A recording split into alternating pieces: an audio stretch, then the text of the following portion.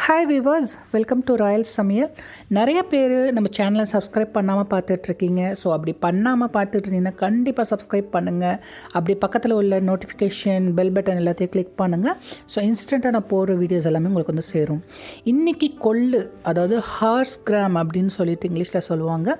இது சின்ன குழந்தையிலேருந்து பெரியவங்க வரைக்கும் ரொம்ப விரும்பி சாப்பிடுவாங்க. இப்போ செய்ய போகிற ரெசிபி. இப்போ நம்ம என்ன செய்ய போகிறோம்னாக்கா, நம்ம வந்து பூரணம் வந்து சர்க்கரை, தேங்காய் எல்லாம் போட்டு நம்ம வந்து செய்ய போகிறோம். இது வந்து ஈவினிங் ஸ்நாக்ஸாகவும் சரி, காலையில் ஒரு டிஃபன், ஒரு மிட் டைமில் ஒரு 11 மணி 12 மணி போல் அந்த மாதிரி கூட கொடுத்தீங்கனாக்கா ரொம்ப விரும்பி சாப்பிடுவாங்க. ரொம்ப ரொம்ப உடம்புக்கு ரொம்ப நல்லது.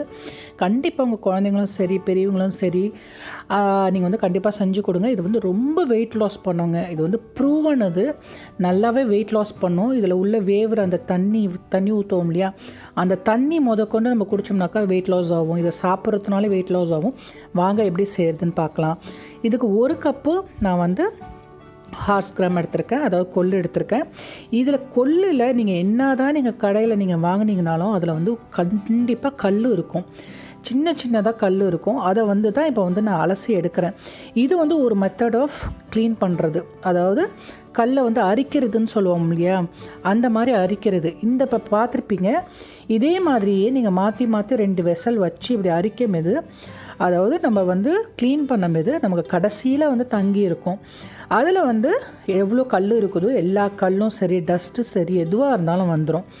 இந்த ப்ராசஸை வந்து களையிறவங்க, அதாவது அடியில் கல் இருக்கும் களைய தெரியல அப்படிங்கிறவங்க இப்படி செஞ்சு பாருங்கள்.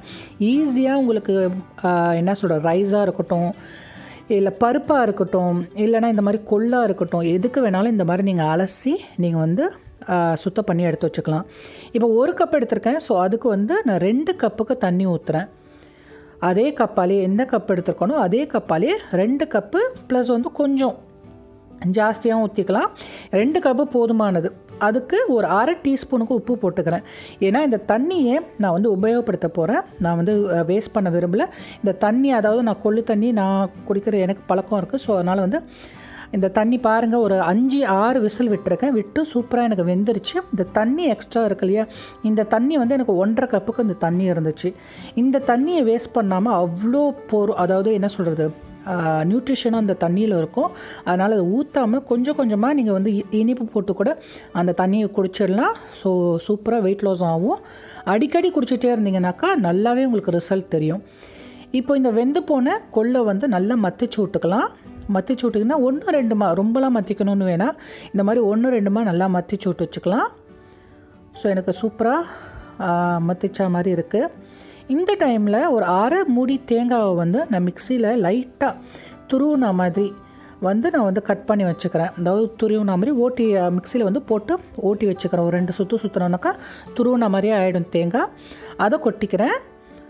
இதில் வந்து சர்க்கரை, நாட்டு சர்க்கரை இருக்குது, ப்ளஸ் வந்து ப்யூர் சர்க்கரையும் இருக்குது. இது 2யும் மிக்ஸ் பண்ணி நான் போட்டுக்கிறேன் நான். ஸோ இங்கே எங்களுக்கு வந்து 2 சர்க்கரையுமே கிடைக்கிது.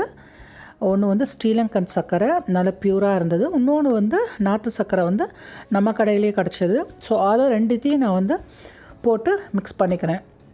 உங்களுக்கு வந்து ரொம்ப இனிப்பாக வேணானாக்கா ஃபஸ்ட்டே கொஞ்சம் இதை எடுத்து வச்சுக்கோங்க. பெரியவங்க யாராவது சாப்பிட்றாங்கன்னா, சின்ன பசங்க சாப்பிட்றாங்கன்னா நல்லாவே சர்க்கரை போட்டு கொடுங்க, சூப்பராக இருக்கும். ப்ளஸ் இதில் வந்து ஒரு 2 டேபிள் ஸ்பூனுக்கு வந்து நான் வந்து பசு நெய் போட்டு ஆட் பண்ணிக்கிறேன். ஸோ குழந்தைங்களுக்கு கொடுக்கும்போது பசு நெய் போட்டு சீனி, சர்க்கரை, இல்லைனாக்கா சர்க்கரை இல்லாதவங்க சீனி போட்டுக்கலாம், நோ ப்ராப்ளம்.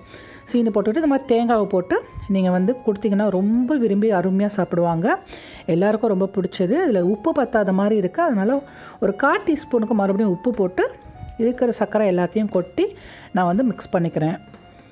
இப்போ அருமையான சூப்பரான நமக்கு வந்து கொள்ளு சர்க்கரை சுண்டல் சொல்லலாமா, இல்லைனாக்கா இது பூரணம் அது சொல்லலாம். ஓகே, அது ரெடி ஆகிடுச்சு. கண்டிப்பாக அதை ட்ரை பண்ணி பாருங்கள். ட்ரை பண்ணி பார்த்துட்டு எப்படி இருந்ததுன்னு சொல்லுங்கள். ரொம்ப ரொம்ப சிம்பிளானது.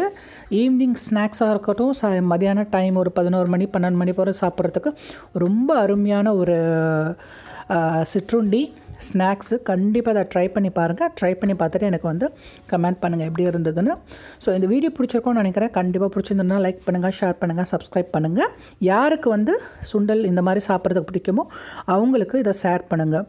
ஸோ தேங்க்யூ ஃபார் வாட்சிங். தேங்க்யூ. பை.